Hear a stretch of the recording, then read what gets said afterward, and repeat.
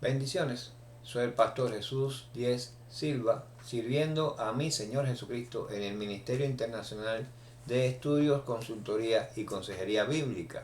Un placer compartir con ustedes algunas anotaciones que tengo aquí en mis estudios en la Palabra de Dios, y para ello vamos a comenzar hoy leyendo un pasaje de la Biblia, o dos versículos de la Biblia, en el nombre del Padre, del Hijo y del Espíritu Santo, y se encuentran en el Evangelio de Lucas.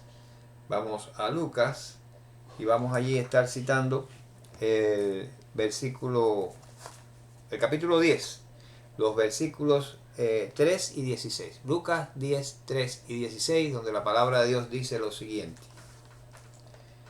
Lucas 10, 3. Id, he aquí yo os envío como corderos en medio de lobos. Dice el versículo 16. El que a vosotros oye, a mí me oye, y el que a vosotros desecha, a mí me desecha. Y el que me desecha a mí, desecha al que me envió. Hemos leído Lucas capítulo 10, versículos 3 y 16. Vamos a titular este estudio rapidito, o esta meditación, como ustedes prefieran llamarle. Le titulamos No deseches este mensaje. Pues es fácilmente observable en nuestras congregaciones, en la sociedad, donde quiera que vamos, la idolatría, la apostasía, la mentira, la herejía. Eso está como caldero hirviente en los tiempos que estamos viviendo. Incluso ya conocemos de cultos secretos satánicos e incluso cultos abiertamente satánicos. Qué pena que el mundo ha caído en esto.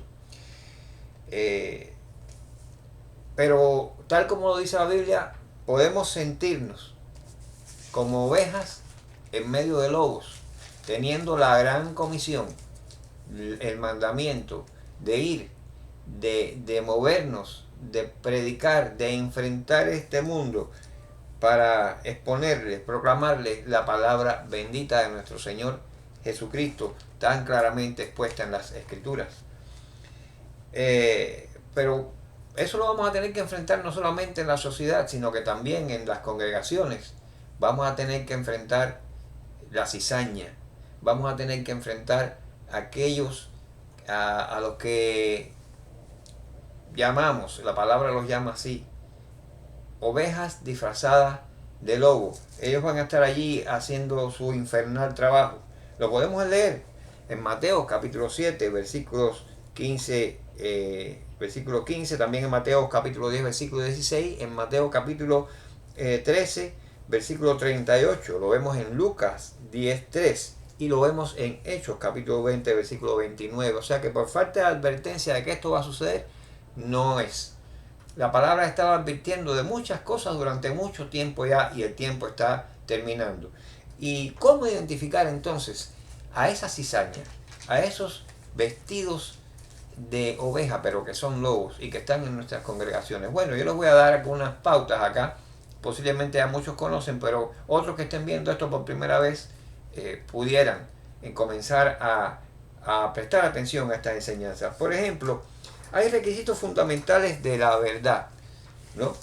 Que este requisito de la verdad es que la salvación no viene la salvación por ningún otro medio, ni ninguna otra vía, ni ningún otro nada que usted invoque, que no sea la fe en Jesucristo como Señor único y suficiente Salvador. El arrepentimiento sincero delante de Dios de las cosas que reconocemos que hemos hecho mal y quisiéramos que Dios nos ayude a reparar, a subsanar, para ser mejores personas, en crecer espiritualmente, en su conocimiento. Tenemos la fe, el arrepentimiento, la confesión de los pecados que hemos cometido, no negarlo, no ocultarlo, confesar que nos arrepentimos, confesarlo, he fallado en esto, he fallado en aquello, no a un sacerdote, a Dios. Él es el abogado suficiente para perdonar nuestros pecados. Ningún hombre que también arrastra pecados es perdonador, ni tiene la capacidad para perdonar un pecado, sino que ayuda a que el que aún peca se dirija a Dios. Como pastor tengo mis debilidades, tengo mis pecados, mi insuficiencia, lucho contra la carne porque todavía vivo en ella todavía. Yo ayudo a las personas a que conozcan al Dios que yo conocí y que me perdonó. Esa es la ayuda del pastoral. Y entonces fe, arrepentimiento, confesión y obediencia en santidad a aquella palabra que se nos ha dado y que tanto costó, porque costó la sangre de Jesucristo en la cruz para que nosotros la conociéramos y fuéramos salvos. Ahora, hay quien dice que es muy bueno, pero la salvación no es por ser bueno. La salvación viene por una relación real, por el reconocimiento real de lo que fue el sacrificio del Hijo de Dios en la cruz por mí y atenerme a las consecuencias y causas beneficiosas para mí que tiene ese sacrificio. Por ahí viene la salvación. Y la salvación no es por obras ni por ser bueno, no es por obras tampoco. Porque si fuera por obras muchos se pudieran gloriar de ello. Es por la obra, pero por la de Jesús en la cruz. Esto lo vemos en Lucas 18 y 19 y en Efesios 2, 8 y 9. Les estoy citando los versículos para que cuando vuelvan a ver este material lo vuelvan a ver y pueden ver los versículos, estudiar y ver que la Biblia corrobora lo que yo estoy hablando. No estoy hablando de mí, estoy hablando Biblia. Ahora, cuando ya uno es salvo, esas buenas obras que se hacen son fruto de la fe verdadera que se tiene. La fe produce buenas obras. Pero hay varias preguntas, unas pocas, que podemos hacerle a cualquiera que venga con una doctrina y predicándonos cualquier cosa, más en estos tiempos de herejía, como ya hemos visto, y de confusión. Pocas preguntas con las que vamos a saber si su doctrina es real o es falsa doctrina. Por ejemplo, si viene negando la divinidad de Jesucristo, Jesucristo es Dios encarnado, si viene negando la divinidad de Jesucristo, la cual vemos en Juan capítulo 1, versículos de 1 a 14, Juan 10, 30, en Filipenses 2, versículos del 5 al 11, si viene negando la divinidad de Cristo, si viene negando la Trinidad de Jesucristo, la cual podemos corroborar en la Biblia, mostrada en Génesis 1, del 26 al 27, en Deuteronomio 6, 4, en Juan capítulo 10, versículo 30, donde Jesús dice, el Padre y yo somos uno, y no usa gen, que es un uno, unidad de cosas, sino usa eis, el Padre y yo somos eis, que quiere decir un uno homogéneo, una misma cosa. Y lo vemos también en 2 Corintios 3:17. Si viene negando esa Trinidad que la Biblia muestra con claridad, es falsa doctrina. Si viene negando la suficiencia de las Escrituras, como lo demuestra y lo dice 2 Timoteo 3:16, es falsa doctrina. No hay que buscar en ninguna otra manera, ninguna otra fuente, ningún otro predicador, ni ningún otro avatar, ni ningún otro líder espiritual. La Biblia, la palabra de Dios es suficiente para que nosotros seamos salvos y conozcamos al Dios de la verdad y al Dios de la salvación y a su Hijo Jesucristo que murió por nosotros y por nuestros pecados. Si viene negando el Evangelio tal como fue entregado, así como lo dice en 2 Corintios 11, versículos 3 y 4, si viene negando ese Evangelio y viene adornándolo con nuevas cosas, agregándole cosas, sumándole fuentes diferentes de aprendizaje y propagadores distintos que no sean el mismo Jesús y los apóstoles y los que seguimos la iglesia bajo la guía infalible de la palabra de Dios, la Biblia, si viene negando eso, esa no es la verdadera doctrina. Y si niega la encarnación del verbo, Dios hecho carne, y si niega la resurrección de ese verbo, entonces, como lo dicen aquí en Juan capítulo 1, del 1 al 14, y lo dice en 1 Corintios 15, versículos 3 al 8, si viene negando todo esto, entonces usted le va a aplicar lo que dice la palabra de Dios en 2 Juan capítulo 1, versículo 10. No le recibas en tu casa. Déjalo fuera. No lo dejes entrar ni en tu casa ni en tu vida. Te va a corromper. Ahora, última cosa que quiero decir en este estudio, y es la siguiente. El infierno. Las personas dicen el infierno no puede existir, yo no creo en eso.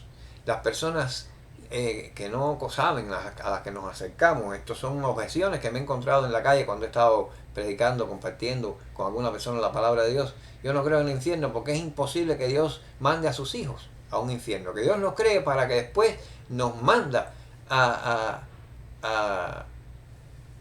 padecer, a sufrir, a un castigo eterno en un lugar que se llama infierno. Eso no puede ser de un Dios de amor, no puede ser de un Dios de compasión. Bueno, les voy a decir que esto es algo serio, porque si vamos a la lógica, la cruz pierde todo sentido si no se tiene en mente un concepto tal como un lugar así, que es el infierno. No vamos ahora a decir que si científicamente se demostró que existe, que si científicamente no se puede demostrar. No vamos a caer en esto porque, hermanos, en las investigaciones, cuando se quiere demostrar algo, hay dos métodos, únicamente dos métodos posibles de usar. Y uno es el método científico y el otro es el método factual documental o el método histórico legal. Yo no puedo ahora traer a nadie que me diga, yo no puedo hacerlo experimentalmente, como se hace el experimento científico en un laboratorio, que se hace que el fenómeno se repita y entonces se estudia. Si yo no puedo repetir que alguien, no puedo hacerlo por mi cuenta, si Dios lo permite eso es otra cosa, pero yo no puedo hacer que alguien venga y me diga que vio en el infierno. Yo no puedo usar el método científico, porque el método científico se basa en eso. Pero sí puedo usar para justificar la existencia del infierno el método histórico legal, el estudio documental, el estudio testimonial, el estudio cultural y escritural que existe sobre fenómenos pasados que no volverán a repetirse, pero que quedaron grabados allí en la conciencia de las generaciones que lo vieron. Quedó registrado en aquellos que se ocuparon de tomar datos, de hacer registro, de dejarlo guardado para que otras generaciones futuras lo supieran. Y el infierno tiene mucha documentación escritural y desde el punto de vista histórico legal que se puede estudiar, pero no la dicen. Eso es lo que sucede, que ese lugar es un lugar de castigo y condenación eterna. Y decimos que la cruz pierde en cuenta todo su sentido y su razón de ser, porque es que es como una moneda con dos caras. Una cara es la compasión y el amor de Cristo muriendo ahí por todos nosotros, muy válida, muy hermoso, muy cierto. Es la mayor prueba de amor de la humanidad. Es cierta, esa es una cara de la moneda. Y se habla mucho de ella, pero se hace solamente mucho énfasis en ella y se toca poco en los púlpitos. La otra cara de la moneda, que es que murió para que nosotros no fuéramos a una condenación eterna. Ese amor y esa compasión los vertió allí en su sangre para que nosotros no fuéramos a una condenación eterna. Esa es la otra cara de la moneda. Pero claro, es mejor hablar del amor y esas cosas porque es más atrayente, llama más público, causa menos rechazo. Un Cristo de amor y un Cristo de compasión. Pero es que tenemos que decir que todo cuanto sabemos del infierno con toda crudeza descrito, nos lo enseñó el Señor Jesús de sus propios labios, que habló del infierno mucho más que de muchas doctrinas que hoy son muy populares. Habló del infierno mucho más que de otras doctrinas. Incluso llegó a decir, más le valdría no haber nacido. Lo vemos en Marcos capítulo 14 versículo 21. Y llegó a decir, serán echados al fuego eterno. Aquellos que no oigan esta verdad, aquellos que no presten atención a la advertencia que él está haciendo, aquellos que no tomen en serio su sacrificio por toda la humanidad, aun cuando no nos conocía, y menosprecien ese amor. Ese amor y esa compasión la están menospreciando cuando no hacen caso al mensaje que dejó escrito.